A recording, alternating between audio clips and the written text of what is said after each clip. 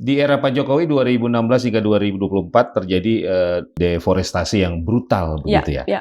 Itu mengapa bisa terjadi, Kak Uli? Penerbitan izin yang masif dan pengawasan yang tidak dilakukan saat rezim Jokowi bekerja. Aceh, Sumatera Utara, dan Sumatera Barat, kami menemukan kurang lebih 639 perizinan. Izin untuk tambang, lalu kemudian logging, pengambilan kayu, lalu kemudian juga monokultur kayu. Kejahatan lingkungan apa saja yang dilakukan? Misalnya mereka diberikan izin 1.000 hektar, tapi mereka ngebuka 1.200 hektar. Membuka lahan di luar dari izin yang diberikan. Berapa nilai tanda tangan? Kami meyakini itu nilainya sangat fantastis.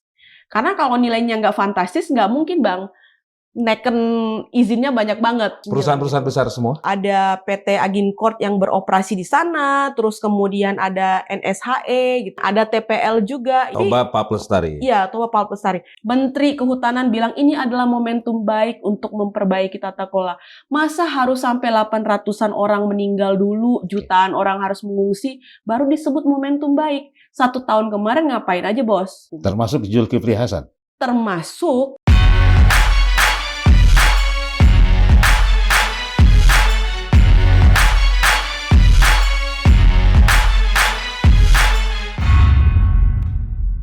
Assalamualaikum warahmatullahi wabarakatuh. Sobat Madilog, duka mendalam kami sampaikan untuk saudara-saudara kita yang menjadi korban bencana banjir bandang dan tanah longsor di Aceh, Sumatera Utara, dan Sumatera Barat.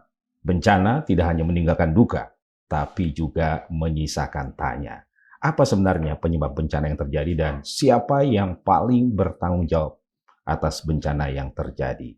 Data dari Wahana Lingkungan Hidup atau WALHI menunjukkan pada periode 2016 hingga 2024 terjadi deforestasi di wilayah Aceh, Sumut, dan Sumatera Barat sebesar 1,4 juta hektar.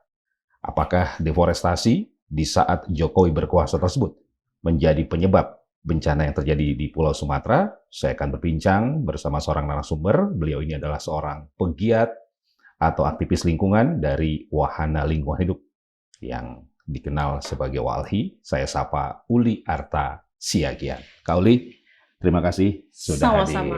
Terima kasih sudah diajak juga. Kak Uli, apa yang terjadi di Sumatera dan apa temuan dari WALHI? Iya, jadi sebenarnya Sumatera ini adalah wajah hampir seluruh wilayah di provinsi di Indonesia ya. Jadi situasi yang terjadi di Sumatera Utara, Aceh, dan Sumatera Barat sebenarnya itu adalah representasi dari provinsi-provinsi lainnya. Kenapa? Karena kondisinya sama. Apa kondisi yang sama? 3 provinsi ini per periode seperti yang disebutkan tadi ya, per periode 2016 sampai 2024 itu mengalami kehilangan tutupan hutan ya seluas 1,4 juta hektar. Dan kami percaya kehilangan tutupan hutan yang besar ini juga difaktori karena kemudahan-kemudahan perizinan yang diberikan oleh pengurus negara. Nah, ketika kami melakukan overlapping ya terhadap 3 provinsi ini, Aceh, Sumatera Utara, dan Sumatera Barat, kami menemukan kurang lebih 639 perizinan di 3 provinsi itu. Izin itu adalah izin untuk tambang atau termnya itu kan izin usaha pertambangan, lalu kemudian hak guna usaha untuk perkebunan dan salah satunya adalah perkebunan monokultur sawit dalam skala yang besar, lalu kemudian perizinan berusaha pemanfaatan hutan atau PBPH yang kemudian aktivitasnya itu bisa jadi logging, pengambilan kayu, lalu kemudian juga penanaman hutan tanaman industri atau kebun kayu, monokultur kayu. Dan juga ada proyek-proyek energi ya, seperti PLTA atau pembangkit listrik tenaga air dalam skala yang besar, dan juga pembangkit listrik tenaga mini ya. Ini juga kenapa kami sorotin karena pengelolanya juga adalah perusahaan dan di beberapa proyek kami melihat ada ketidaksesuaian. Jadi pembangkit listrik tenaga air mini ini harusnya kan ada kapasitas terpasang yang sudah ditentukan, tetapi ketika dilihat izinnya itu jauh melampaui kapasitas terpasangnya gitu. Jadi kami juga menyoroti ini. Nah, ini semua mendorong pengerusakan hutan, perubahan bentang hutan menjadi tadi berbagai macam izin itu tadi, dan otomatis ya fungsi penting dari hutan sebagai pengatur tata air itu hilang gitu ya. Dan ketika misalnya risiko banjir datang, justru sebenarnya hutan sebagai infrastruktur ekologis ini udah nggak mampu lagi tuh menata airnya, dan kemudian airnya itu tentu dengan debit yang besar, dia langsung kemudian masuk ke daerah aliran sungai, dan daerah aliran sungai di 3 provinsi itu juga rusak, Bang. Di Aceh misalnya, Walhi Aceh itu menemukan 90% das yang rusak di Aceh itu karena masifnya aktivitas pertambangan ilegal. Daerah aliran sungai. Iya, daerah aliran sungai. Di Sumatera Barat juga begitu. Jadi hutannya rusak, daerah aliran sungainya rusak. Ketika hujan dalam kuantitas yang besar itu datang, ya udah jebol lah pertahanan infrastruktur ekologis kita, dan terjadilah banjir dan longsor yang terjadi seperti di 3 provinsi itu. Yang dibawa malah kayu-kayu gelondongan. Oke, jadi memang tidak melulu cuaca ekstrem itu bisa dikambing hitamkan ya? Iya, karena betul. memang infrastruktur ekologisnya sudah parah di Sumatera. Iya. Banjir musim hujan gitu ya, air itu kan sebenarnya siklus alamiah alam gitu ya. Dan kemudian kita tempatkan sebagai risiko gitu, yang harus dimitigasi sejak awal dan diperlakukan penanganan dengan baik gitu ya. Tetapi kan kita tahu bahwa itu resiko yang ada depan mata kita, justru kemudian kemampuan kita untuk mengurangi risiko itu diturunkan terus-menerus karena infrastruktur ekologisnya tadi hilang gitu ya. Dan juga sebenarnya cuaca ekstrim itu tidak lahir begitu saja, Bang. Sekarang cuaca ekstrim itu dipengaruhi oleh krisis iklim. Dan kita tahu krisis iklim ini juga dipengaruhi oleh model ekonomi yang ekstraktif. Jadi ini kayak semacam lingkaran setan yang kita tuh sampai sekarang nggak bisa keluar dari dalam lingkaran setan ini. Karena apa? Karena kebijakan yang disusun oleh pengurus negara itu selalu menempatkan masyarakat dalam lingkaran setan ini. Gitu. Oke. Bahkan termasuk melakukan revisi tata ruang.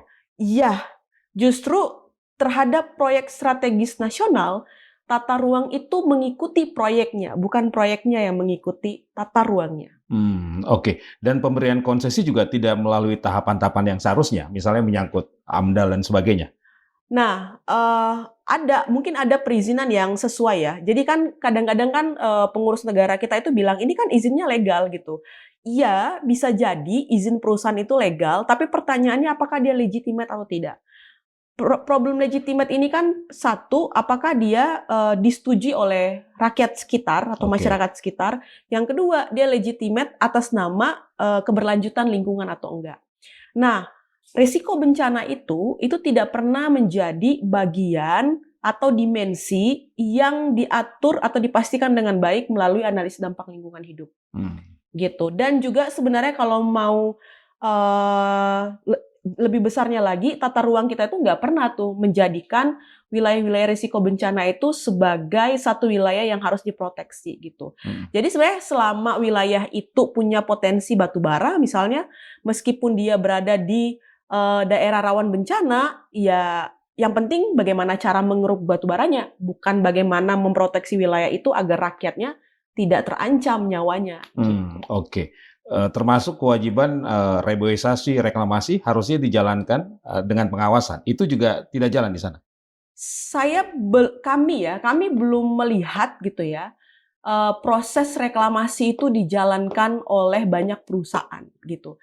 Kalaupun ada perusahaan yang melakukan reboisasi gitu ya atau reklamasi ya atau aktivitas pasca tambang, itu mereka tidak berkesesuaian dengan apa yang seharusnya undang-undang bilang. Jadi undang-undang pertambangan misal bilang, setelah perusahaan melakukan aktivitas eksploitasi pada satu blok wilayah, dia belum boleh melakukan penambangan di blok lain kalau dia belum melakukan reklamasi dan pasca tambang.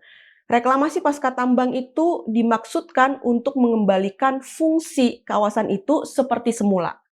Tetapi pelanggaran pertama adalah mereka membuka blok lain tanpa didahului dengan tanggung jawab mereka untuk mereklamasi dan melakukan kegiatan pasca tambang.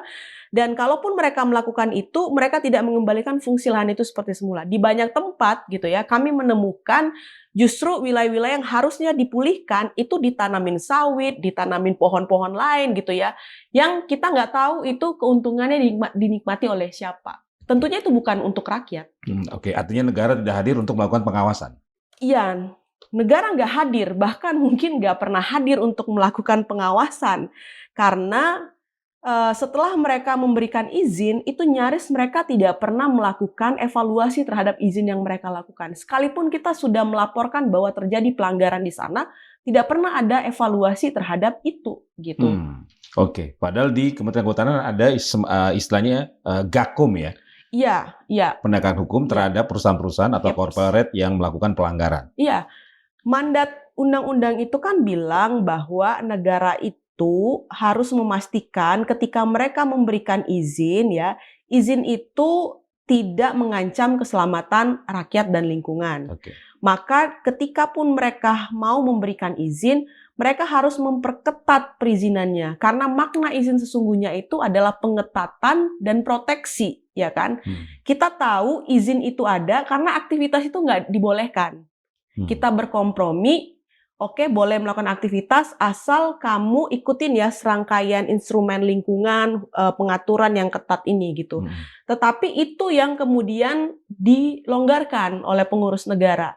Ketika mereka memberikan izin, mereka juga nggak pernah mengevaluasi izin-izin yang mereka lakukan gitu ya. Bahkan tidak banyak juga, bisa dihitung dengan jari, perusahaan-perusahaan yang melakukan kejahatan lingkungan yang mereka pernah lakukan penegakan hukum terhadap perusahaan itu. Gitu. Seolah-olah negara kita ini tunduk pada kepentingan korporasi. Kejahatan lingkungan oleh perusahaan atau korporasi yang mendapatkan izin dari negara. Iya, betul. Apakah menurut Mbak Uli itu bisa diartikan negara juga melakukan kejahatan? Tentu, lebih tepatnya sebenarnya negara memfasilitasi kejahatan. Kejahatan lingkungan? Kejahatan lingkungan. Negara memfasilitasi kejahatan lingkungan karena apa?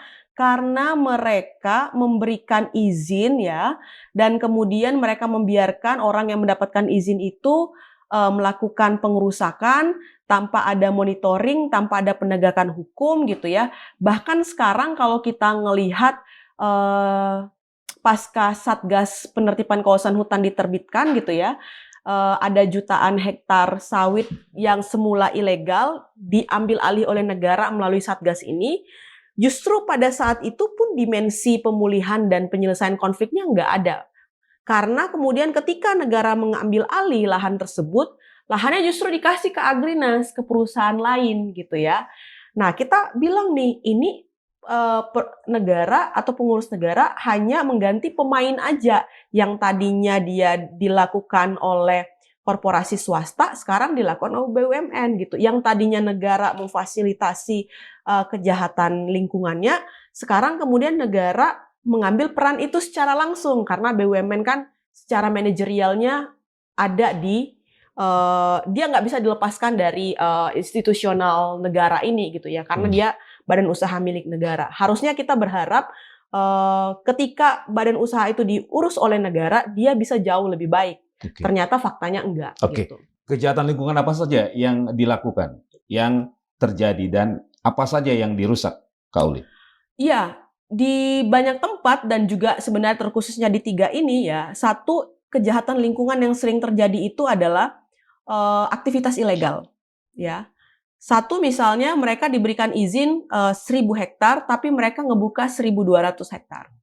Mereka membuka izin membuka lahan di luar dari izin yang diberikan gitu. Itu yang pertama.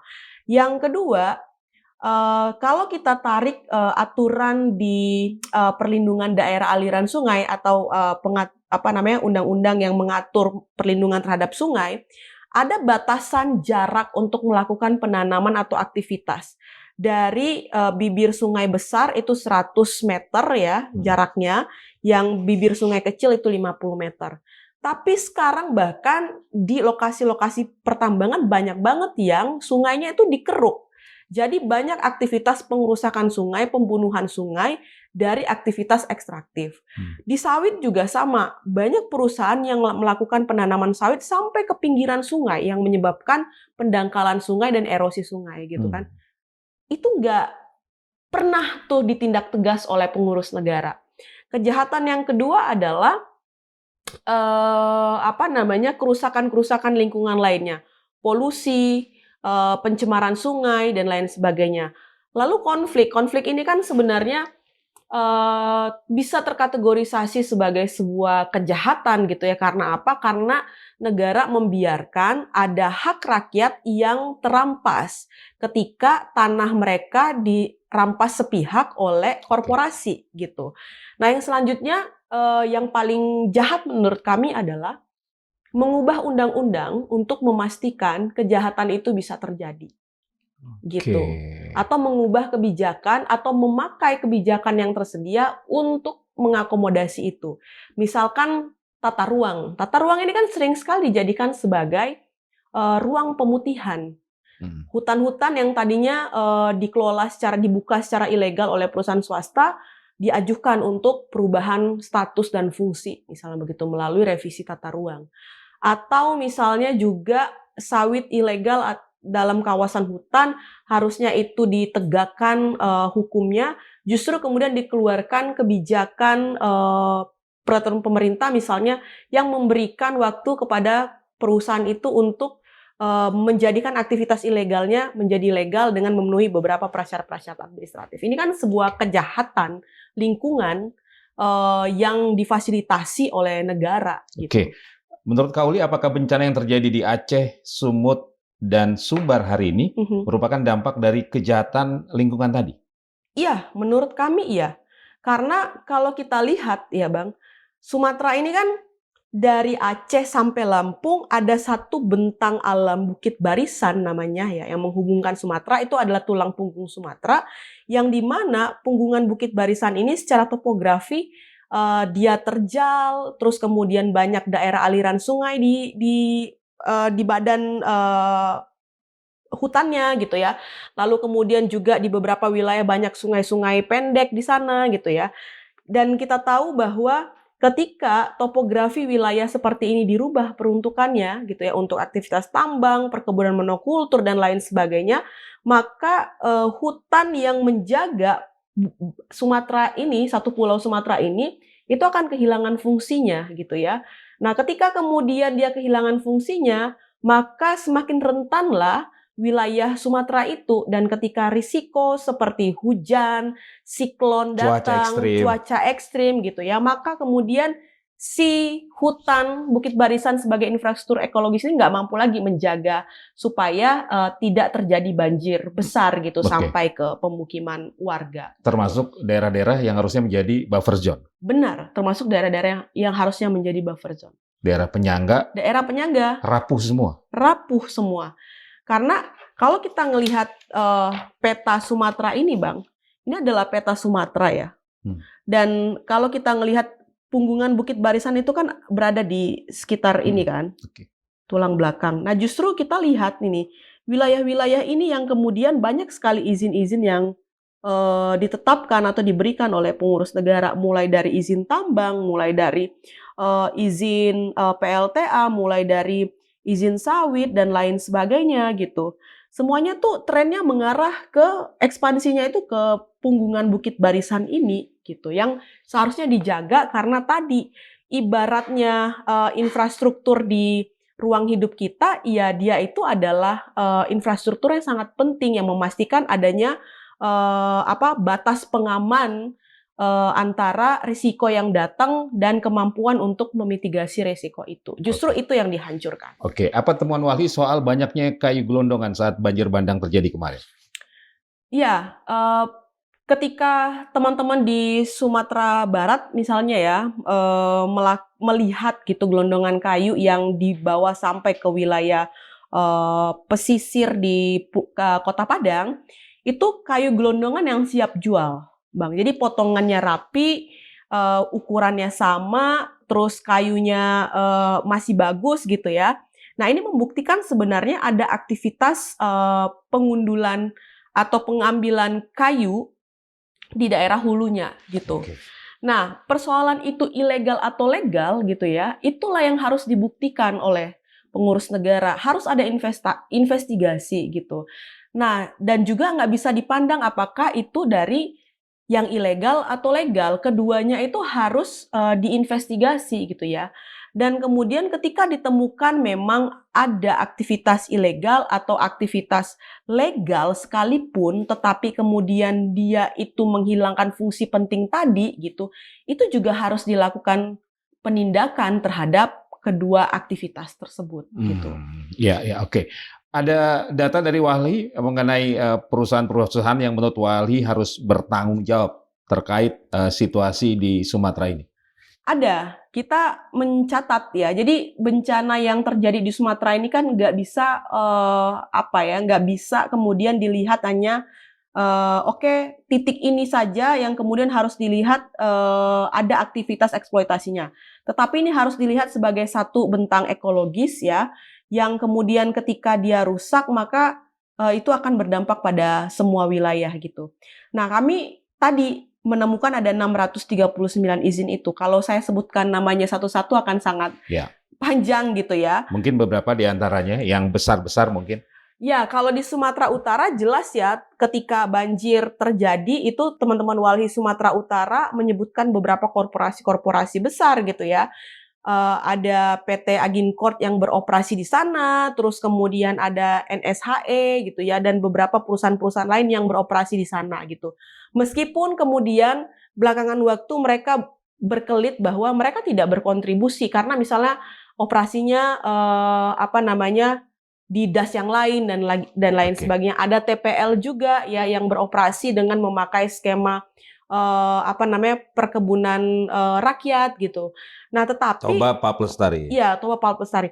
Tetapi lagi-lagi Bang, saya mau bilang Bang, mungkin ada perusahaan yang menyebabkan secara langsung, tetapi ada juga perusahaan yang tidak menyebabkan secara langsung. Maka bencana ini harus dilihat secara holistik gitu. Menyeluruh. Menyeluruh gitu. Oke. Termasuk juga perusahaan-perusahaan yang beroperasi atau beraktivitas di kawasan hulu ya. Iya. Karena salah satu yang disorot adalah di kawasan Batang Toru, Sumatera Utara. Betul. Apa temuan Walhi di sana, Kak Uli? Iya, di sana itu ada 18 perusahaan ya di landscape Batang Toru saja gitu yang beroperasi. Sekarang tadi yang saya bilang ada tambang emas, ada HTI, perkebunan, ada perkebunan hutan tanaman industri, ada PLTA gitu ya, terus kemudian ada sawit juga dan lain sebagainya gitu. Nah, aktivitas akumulasi dari aktivitas inilah yang sebenarnya menyebabkan kerentanan itu tadi. Maka sebenarnya rekomendasi yang kami kasih Bang ke kementerian terkait gitu ya, itu harus melakukan evaluasi gitu. Karena kalau dibiarkan kondisi ini, maka kedepannya akan semakin sering terjadi bencana yang serupa. Kalau tidak ada penanganan yang serius oleh pengurus negara melalui menteri-menteri terkait gitu. Oke, kalau memang terjadi kejahatan lingkungan, Kak Uli, apa yang harus dilakukan terhadap mereka-mereka ini, para pelaku kejahatan lingkungan ini? Tindaklah dengan tegas gitu ya. Gini loh, negara itu nggak boleh tunduk pada kepentingan korporasi, nggak boleh takut pada korporasi. Jadi kalau itu di atas kertas. Iya, harusnya itu diimplementasikan gitu Bang. Maksudnya kalau kemudian negara itu selalu takut tunduk kepada korporasi, maka akan semakin banyak orang yang terancam, rakyat yang terancam. Jutaan rakyat nih terancam kalau posisi negara selalu takut. Sudah ada belum Kak Uli yang dilakukan penindakan atas kejahatan lingkungan yang dilakukan oleh korporasi misalnya? Sejauh yang kami laporkan itu tidak banyak ya yang ditindak. Ada 1, 2, 3 gitu. Tapi ini kan hanya sangat kecil sekali dari jumlah perusahaan-perusahaan yang selama ini kami laporkan gitu ya. Dan laporan kami ini kami sampaikan bukan hanya kepada kementerian, tetapi kepada Kejaksaan Agung. Beberapa bulan yang lalu gitu ya, 2 kali kami melaporkan perusahaan-perusahaan se-Indonesia karena aktivitasnya yang berdampak pada lingkungan dan dicurigai atau kami sinyalir ada kerugian negara di sana. sampai sekarang kami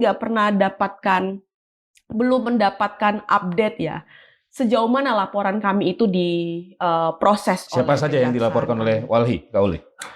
Ada 79 perusahaan, 47 perusahaan di awal kami melaporkan, 29 perusahaan di kedua ya, di proses kedua.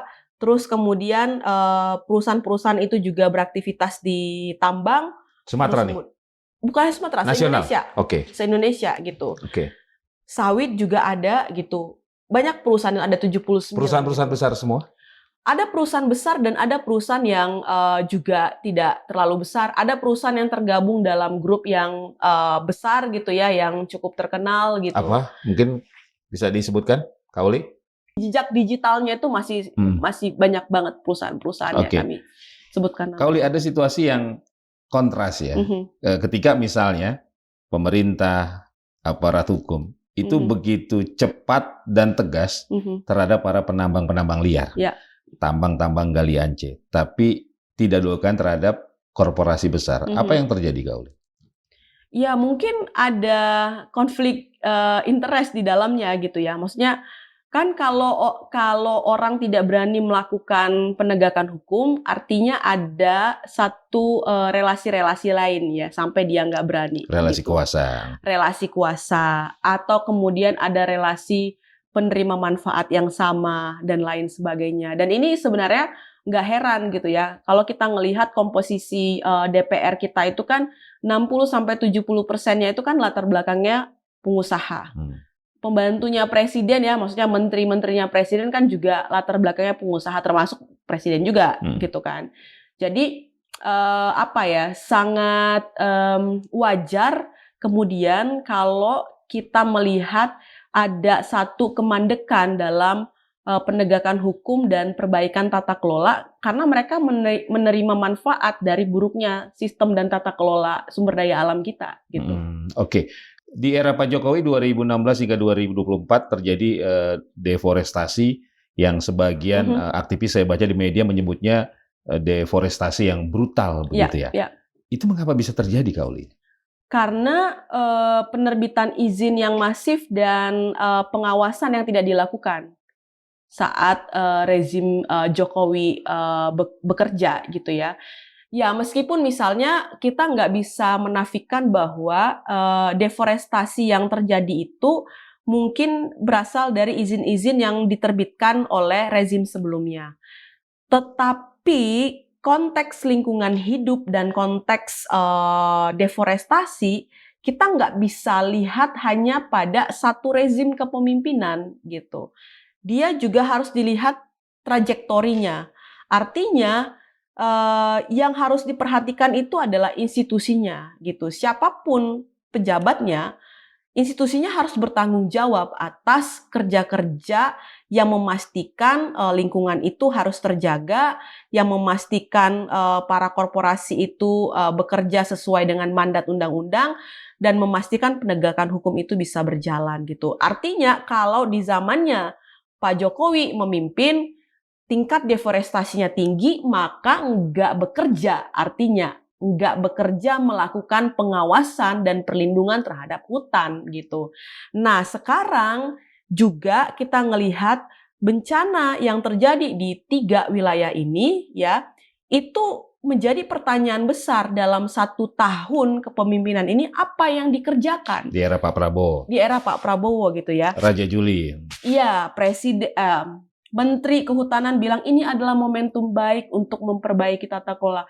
Masa harus sampai 800-an orang meninggal dulu, jutaan orang harus mengungsi, baru disebut momentum baik. 1 tahun kemarin ngapain aja, Bos? Ya kan? Nah, itu tuh yang harus dituntut sebenarnya kepada menteri-menteri yang punya kewenangan menerbitkan izin, kemudian punya kewenangan untuk mengevaluasi dan melakukan penegakan hukum. Termasuk Zulkifli Hasan? Termasuk karena dia adalah sekarang posisinya Menko kan, Menko Pangan, di mana di bawah Kementerian Koordinator itu kan ada menteri-menteri lain, termasuk Menteri Kehutanan kan di bawah dia ya, ATR BPN di Kemenko yang lain ya.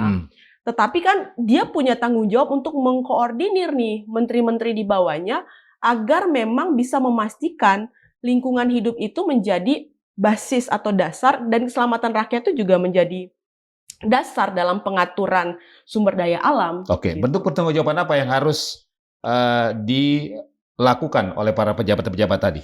1, panggil semua pengusaha, ya, pemegang izin yang ada di 3 provinsi itu. Lakukan evaluasi terhadap aktivitasnya, lakukan audit lingkungan.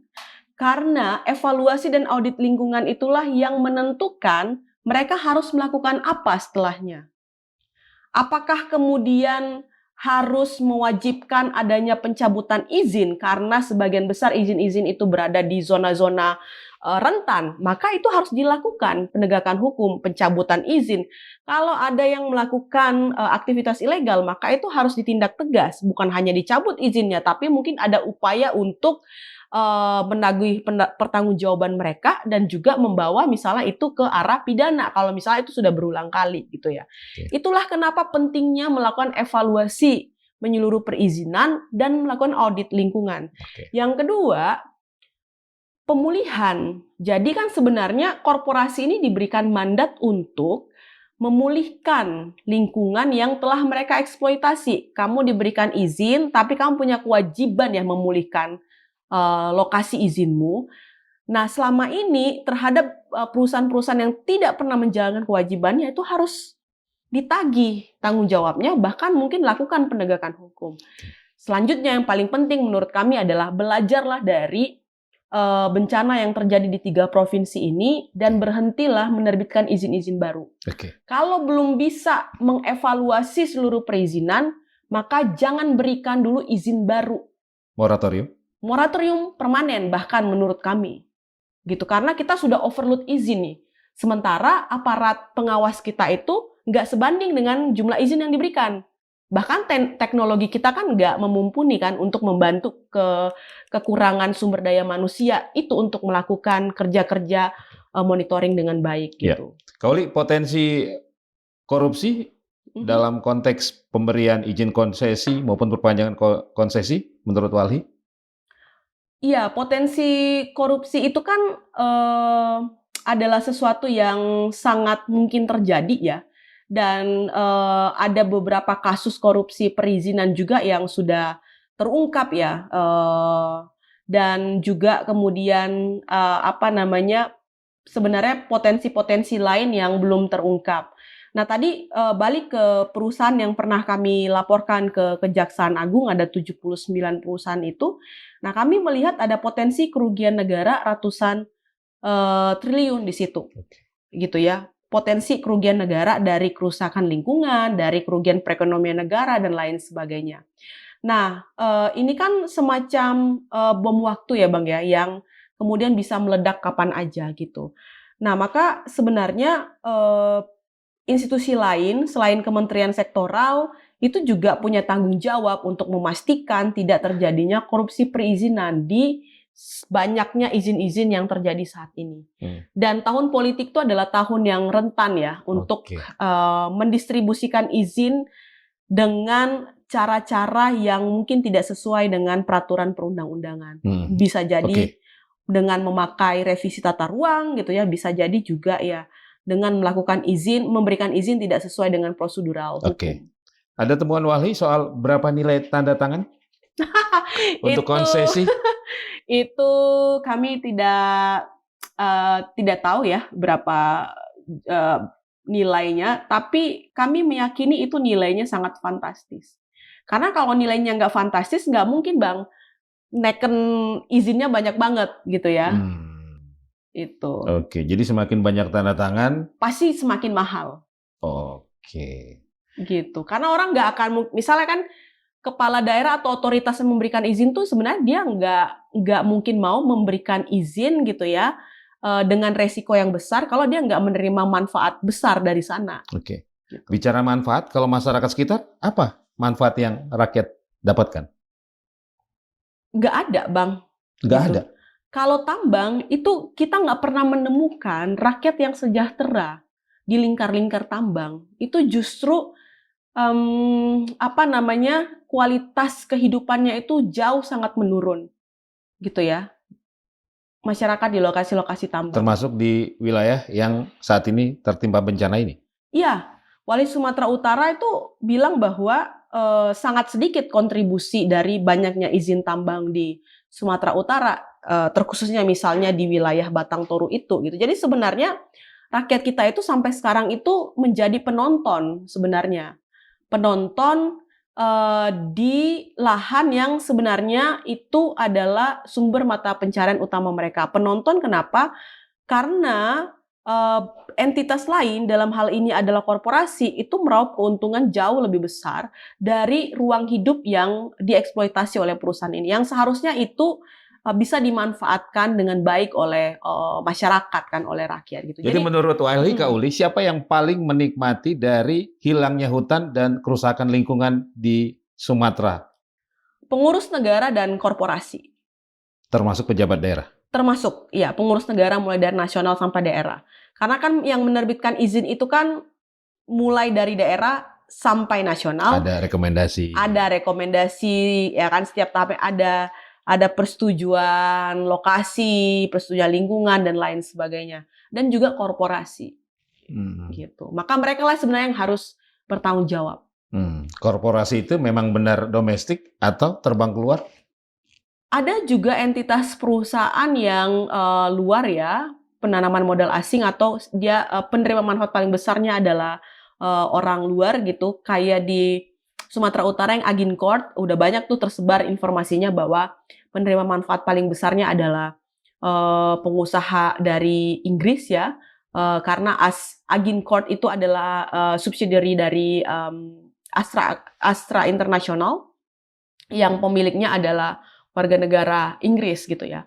Perkebunan-perkebunan sawit kita juga banyak dimiliki oleh orang Malaysia gitu ya. Jadi sebenarnya ya bisa jadi keuntungan paling besar itu justru tidak mengalir atau tidak beredar di Indonesia, tetapi kemudian dibawa keluar gitu. Oke. Kak Uli, sebelum bencana terjadi sebenarnya kan banyak instrumen masyarakat sipil yang sudah memberikan warning ya. Iya, betul, Walhi, betul, bahkan tokoh-tokoh agama dari Ya. HKBP juga sudah memberikan warning ya. Jadi warning itu yang datang dari instrumen masyarakat sipil selama ini tidak didengar atau diabaikan? Lebih tepatnya diabaikan gitu. Karena kalau warning yang diberikan oleh masyarakat sipil itu didengarkan, nggak mungkin terjadi kejadian banjir seperti yang sekarang. Oke. Dan kejadian banjir ini kan bukan hanya di 3 provinsi ini aja ya. Iya. Beberapa tahun yang lalu terjadi juga di Kalimantan Barat ya, sebulan kan ya airnya mengenang. Kalimantan Selatan juga, Palembang, Sumatera Selatan juga, wilayah-wilayah lain Gorontalo. Jadi itu adalah wujud atau resiko kalau warning yang diberikan oleh masyarakat sipil itu nggak pernah didengarkan oleh pengurus negara. Dan bahkan kalau kemudian cara pengurus negara itu masih seperti saat ini ya, dalam mengelola sumber daya alam, maka ada jutaan rakyat Indonesia yang tengah terancam saat ini. Karena kapan saja, di mana saja, kejadian banjir seperti di Aceh, Sumatera Utara, dan Sumatera Barat bisa terjadi di wilayah-wilayah lain karena kondisi eksploitasinya sama, kerentanan lingkungannya sama, dan kerentanan ekologisnya juga sama gitu ya. Dan kemampuan pengurus negara untuk mengurangi risikonya itu sangat jauh dari apa yang seharusnya, dan pada saat bencananya datang penanganan mereka juga tidak cukup baik gitu ya. Gagap gitu. Padahal sering sekali terjadi bencana di Indonesia tapi pengurus negara kita masih aja gagap dalam menangani. Oke. Bencana Sumatera misalnya, apakah Wali sudah memberikan warning jauh-jauh hari sebelumnya? Di 2023 itu kami menyusun catatan akhir tahun region Sumatera. Jadi kami memotret kualitas atau kondisi lingkungan hidup di Sumatera mulai dari Aceh sampai Lampung, dan kami sudah memberikan warning bahwa akan terjadi bencana ekologis dalam skala yang besar dan masif kalau cara pengurus negara mengurus sumber daya alam kita itu masih sembrono seperti sekarang, tidak ada korektif terhadap kebijakan hari ini gitu ya. dan tidak ada upaya yang besar untuk memulihkan lingkungan kita. Di Aceh, teman-teman Aceh itu udah mengingatkan gitu ya, das-das yang rusak itu seperti bom waktu. Kapan aja dia bisa menjadi ancaman yang besar bagi rakyat di Aceh dan juga di wilayah-wilayah lain. Dan mereka menghitung ya kemampuan negara melakukan pemulihan terhadap hutan atau reboisasi dengan kemampuan negara memberikan izin dengan sangat besar butuh 175 tahun untuk memulihkan hutan.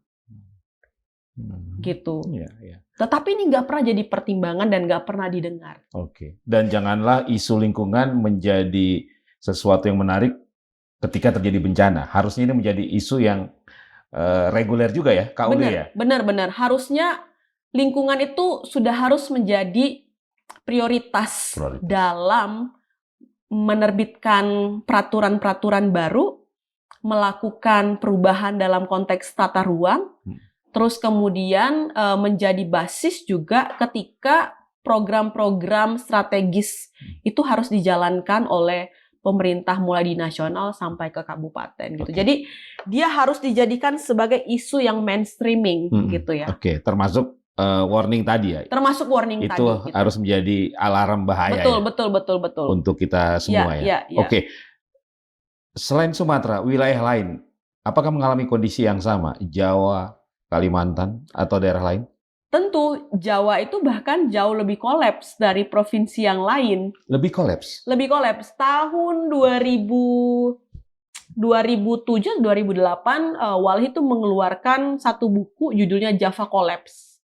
Yang juga mewarning bahwa kalau tidak ada perubahan paradigma pada pengurus negara gitu ya, kalau tidak ada koreksi terhadap kebijakan dan tidak ada upaya untuk melahirkan satu kebijakan, satu produk hukum yang lebih progresif dan memastikan keselamatan rakyat serta lingkungan itu menjadi basis utama, maka Jawa itu akan terus-menerus rentan dan akan terus-menerus mengalami bencana yang besar bahkan berujung pada kolaps. Karena secara penduduk sangat padat. Iya, penduduk sangat padat, terus kemudian hutannya kan udah nggak ada lagi kan, kecuali perhutani. Apa yang dieksplorasi dari Pulau Jawa? Banyak banget. Dan kerusakan yang ditimbulkan? Banyak banget. Hutan tanamannya, perhutani itu kan menguasai belasan juta hektar hutan di Jawa. Sebenarnya bukan hutan, ini kebun kayu kan karena monokultur. Terus kemudian migas juga ada di Jawa. Tambang juga ada di Jawa gitu ya. Terus kemudian PLTU dan lain sebagainya semua ada di Jawa. Bahkan kalau kita ke wilayah pesisir Pantura Jawa, itu kan banyak sekali ada beberapa desa-desa yang tenggelam dan banyak desa-desa yang nyaris tenggelam. Karena di bawah situasi krisis iklim, wilayah pesisir itu adalah wilayah yang paling pertama sekali terdampak dari krisis iklim. Bagaimana dengan das di Jawa? Sama rusaknya. Sama rusaknya. Jadi kalau das di Jawa itu nggak rusak gitu ya, maka nggak mungkin kita mendengar bencana banjir yang sangat sering sekali ada di Jawa gitu ya. Jakarta, Jawa Barat, Jawa Tengah, Jawa Timur gitu ya, Jogja, ya semuanya mengalami hal yang serupa, bencana yang serupa. Dan kita kan sebenarnya punya peta rawan bencana kan? Punya. Tapi itu nggak pernah dijadikan rujukan dalam pemberian izin dalam penataan ruang. Gitu. Diterabas? Ya, terabas aja. Pokoknya itu tadi saya bilang Bang, kalau misal dia punya potensi tambang ya tambang aja terus gitu ya, nggak peduli dia ada di zona rentan. Kalau dia layak untuk ditanamin sawit gitu ya, tanamin aja terus gitu ya, nggak peduli misalnya apakah itu hulu dari daerah aliran sungai. Jawa sudah tadi. Kalimantan, Sulawesi, Kak Uli? Kalimantan, Sulawesi juga sama. Kalimantan itu kan sebenarnya secara tren izin kan hampir sama ya dengan Sumatera. Jadi memang sawit sangat masif. Hutan tanaman sangat masif, izin loggingnya juga masif gitu ya, dan Kalimantan Selatan, Kalimantan Barat itu kan Kalimantan Timur, Samarinda itu kan wilayah-wilayah yang sering banget banjir ya. Terus kemudian juga Sulawesi hal yang sama juga. Di Sulawesi itu tren paling besar sekarang penyebab deforestasi adalah pertambangan nikel. Ya, tentu masifnya pertambangan nikel ini disokong oleh kebijakan-kebijakan yang disusun mulai dari hilirisasi dan lain sebagainya gitu ya. Di Maluku Utara juga hal yang sama gitu ya, tambang nikel itu menjadi pendorong besar deforestasi. Papua juga sekarang semua investasi mengarah ke sana. Pembukaan 2 juta hektar hutan untuk pangan dan energi, proyek pangan dan energi, lalu kemudian juga ekspansi sawit yang mengarah ke sana, proyek-proyek gas yang ada di sana juga mengarah ke sana semua. Nikel juga mengarah ke sana. Raja Ampat kita nggak boleh lupakan bahwa kerusakan di Raja Ampat itu difaktori oleh ekspansi nikel dan lain sebagainya. NTT juga, NTB juga sama. Jadi itu yang saya bilang Bang, dari Sabang sampai Merauke, kondisinya sama karena kebijakan yang disusun itu memang untuk mengeksploitasi semua sumber daya mulai dari Sabang sampai Merauke. Oke. Pak Prabowo akan menyikat kaum-kaum serakah nomik. Apakah yang dimaksud dengan kaum serakah nomik itu adalah para penjahat lingkungan tadi yang mengeksploitasi alam secara berlebihan? Tentunya iya. Kaum serakah itu kan bisa dimaknai sebagai mereka-mereka yang menempatkan keuntungan itu di atas segalanya. Maksudnya di atas segalanya apa? Keuntungan itu jauh lebih penting ketimbang misalnya melindungi wilayah-wilayah rentan gitu. Keuntungan itu paling penting di atas keselamatan masyarakat yang ada di sana. Nah, itu yang harus sebenarnya yang kita butuhkan ini kan bukan omon-omon ya Bang, tapi aksi nyata gitu. Jadi kalau misalnya visinya itu atau semangatnya itu untuk menindak tegas gitu ya, mereka-mereka yang serakah ini, maka tunjukin gitu. Jangan cuma omon-omon aja gitu. Kita nih rakyat nih nunggu nih. Dalam bentuk apa misalnya? Yang diharap apa? Tadi, kalau misalnya berani Bang, pertama sekali yang harus dilakukan itu adalah mengevaluasi semua perizinan. Oke. Ya. Yang kedua, kita tahu bahwa semua kemudahan perizinan ini karena Undang-Undang Cipta Kerja. Berani nggak Presiden Prabowo membatalkan Undang-Undang Cipta Kerja? Dan undang-undang lainnya yang sekarang eksis, bahkan juga ada beberapa yang hendak direvisi gitu. Untuk mereka yang melakukan kejahatan lingkungan tadi, apa yang harus dilakukan oleh Presiden Prabowo? Lakukan penegakan hukum. Satu, tagih pertanggungjawabannya. Apa tanggung jawabnya? Memulihkan kondisi lingkungan. Jangan lagi memulihkan hutan itu pakai anggaran negara. Ya itu penting gitu Bang, tapi nggak boleh alokasi anggaran negara itu menutupi tanggung jawab lain yang harusnya itu ditagih dari korporasi. Yang kedua, harus dipikirkan bagaimana mekanisme menagih tanggung jawab material dari korporasi yang selama ini menikmati keuntungan paling besar ya, untuk menanggung biaya eksternalitas dari bencana yang terjadi. Ya, sekarang nih mungkin akan puluhan triliun kerugian negara dari bencana ini gitu ya, atau anggaran yang dikeluarkan oleh negara untuk menanganinya. Ya nggak boleh itu diambil dari anggaran negara semua Bang. Karena sumber dari anggaran negara ini kan juga pajak-pajak kita Bos. Jadi kasihanlah warga di 3 provinsi ini udah ketimpa bencana. Sebagian keluarganya mungkin meninggal, belum ditemukan, rumahnya hilang, tetapi justru uang yang dihasilkan dari pajak mereka juga dipakai untuk penanganan itu. Gitu. Itu pun kalau dipakai semua. Kalau diserap untuk MBG dan program yang lain. Kak Uli, Pak Prabowo sudah membentuk Satgas Penertiban Kawasan Hutan dengan komandannya Pak Safri yang juga Menteri Pertahanan. Kak Uli punya harapan besar untuk Satgas ini? Nyaris nggak ada harapan besar karena dalam prosesnya tadi saya sempat singgung penertiban kawasan hutan yang dilakukan sekarang itu mengabaikan dimensi pemulihan lingkungan dan penyelesaian konflik. Ada 1 juta hektar sekarang ya tadi ya kurang lebih sawit yang sudah diambil alih oleh negara melalui Satgas ini. Tetapi dari 1 juta itu tidak pernah ditunjukkan ke kita mana yang sudah dipulihkan, mana yang dikembalikan ke rakyat karena selama ini itu titik konflik gitu.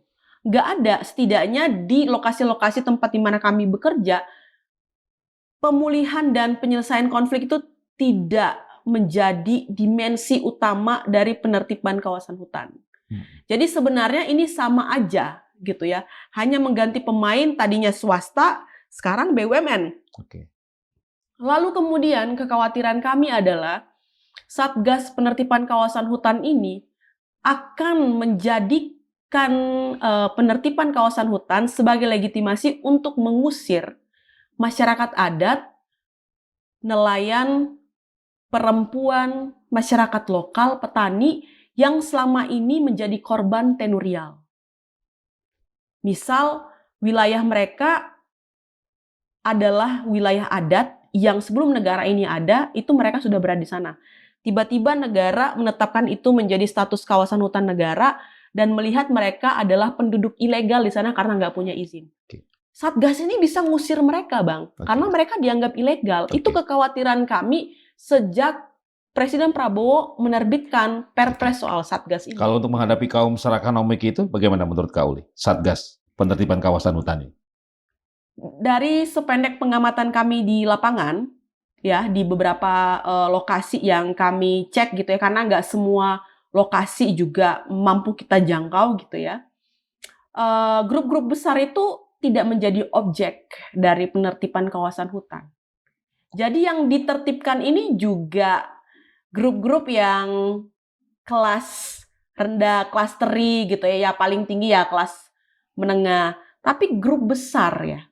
Kayak misalnya di Kalimantan Selatan gitu ya, satu grup milik haji di sana gitu ya, yang juga harusnya ya kena penertiban kawasan hutan, tetapi itu enggak dilakukan, luput dari penindakan oleh Satgas ini gitu. Di tempat yang lain juga grup-grup besar pemilik sawit, penguasa sawit Indonesia itu juga luput dari penertiban kawasan hutan gitu. Jadi penertiban kawasan hutan ini juga pandang bulu gitu. Wujudnya aja yang kayak dikemas seolah-olah heroik, tapi sebenarnya enggak gitu. Oke, jadi kita harus ngapain nih ke depan, Kak Uli? Kita harus lawan.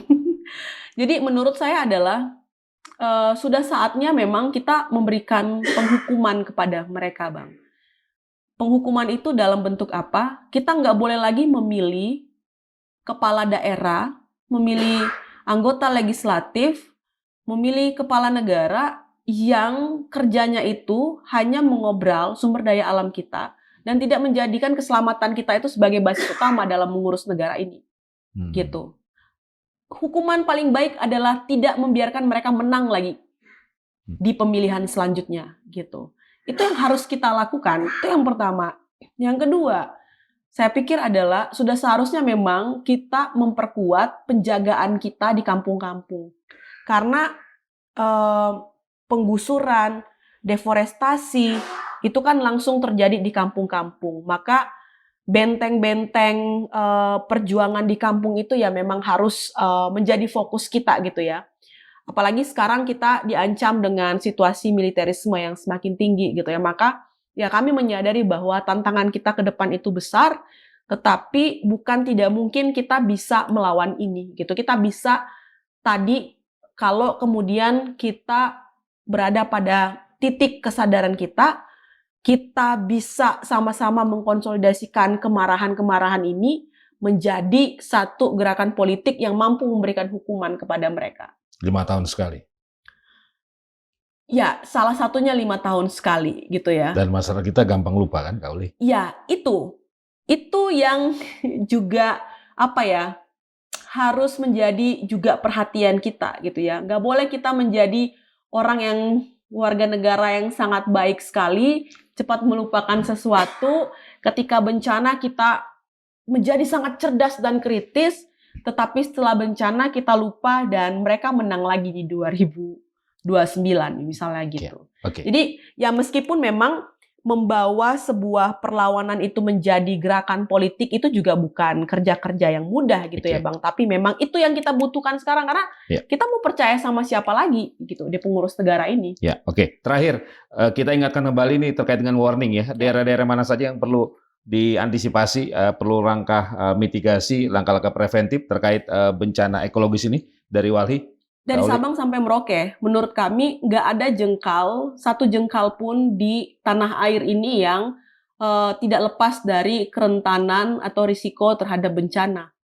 Karena negara ini memang secara geografis, selain kita memang punya hutan yang luas gitu ya, tetapi justru pada saat yang bersamaan kalau hutan dan ekosistem lain itu salah urus, maka itu akan membuat kita semakin rentan gitu. Nah, maka ketika ditanya wilayah mana saja yang menjadi warning dan harus dipastikan terlindungi, maka dari Sabang sampai Merauke, karena nggak ada satu jengkal pun wilayah yang bebas dari bencana, Dalam risiko waktu dekat ini bencana. mungkin? Dalam waktu dekat ini saya pikir 3 wilayah ini bisa menjadi prioritas ya, untuk dilakukan tadi, proses, penegakan hukum, evaluasi, dan lain sebagainya, proteksi, dan kalau misalnya, kita bisa berangkat dari sana, penanganannya sudah baik gitu ya, lalu kemudian kita bisa juga melakukan penanganan yang sama ke wilayah-wilayah lain Ya. gitu. Oke. Tapi harus dilakukan. Saya khawatir ya, pernyataan untuk memanggil perusahaan yang berkontribusi pada banjir, mengevaluasi izin itu kayak hanya janji manis gitu ya. Kita nggak butuh lah janji manis di tengah situasi duka yang terjadi saat ini. Gitu. Oke. Kak Uli, terima kasih. Sama-sama. Sobat Madilog, demikian tadi perbincangan saya bersama pegiat lingkungan hidup dari Wahana Lingkungan Hidup atau WALHI ya, Uli Arta Siagian. Semoga bermanfaat dan saya ingin menutup dengan pesan yang pernah disampaikan oleh mantan Kepala BNPB, almarhum Letnan Jenderal TNI Doni Monardo, yang mengajak kita semua untuk jaga alam. Karena kalau kita jaga alam, maka alam jaga kita. Margi Sari pamit. Wassalamualaikum warahmatullahi wabarakatuh. Kak Uli, terima kasih. Sama-sama, Bang.